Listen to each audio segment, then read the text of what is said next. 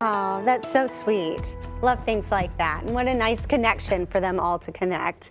Turning to the weather this morning, Mother Nature finally making good on bringing some rain to Tulsa. We kind of kept missing out on all the rain. I mean, we didn't get a whole lot, just a couple in the beginning of September. Right. So we were really below average. We were desperate for some rain, and boy, did we get it. Yesterday alone, 1.91 inches of rain. That is totaling us out for the month of September so far to 2.5 inches of rain, which is now more seasonably average, or normal, I should say, to what we should be right along September. And we're not done yet. We do have additional rain chances in the forecast right now. Waking up this Sunday morning, you're going to want to have an umbrella with you, as we are already looking at some light rain moving into the area. This morning we have light rain chances, and then as we go into the evening, that's when we're talking more strong, potentially severe storms as we go towards this afternoon. It'll be more scattered, so not everybody is dealing with those storms. However, we're going to have to factor that in because heavy rainfall is going to be another concern, very similar to what we saw yesterday. Downtown Cam, all on our Wade's RV Weather Camera Network, we're seeing a lot more of that cloud coverage in.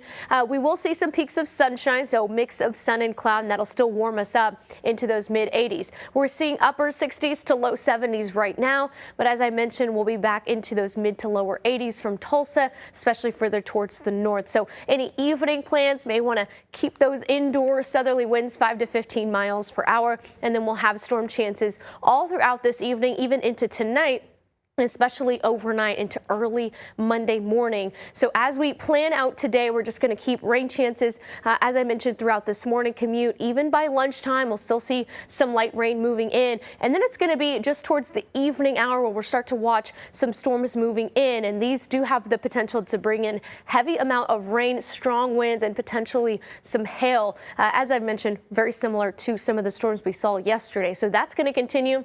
Here's about 7 o'clock. We're still going to keep some storms in there and overnight as well. Now, the thing with Monday for that early morning commute, early morning risers may wake up to some of those showers and storms lingering, but the majority of our rain is going to happen in the morning, and then we should be cleared for any afternoon plans on Monday here. The rest of the day is dry. So we're going to keep rain chances overnight, and then we'll take a little bit of a break the rest of Monday before Tuesday arrives. But here's overnight, 1 a.m.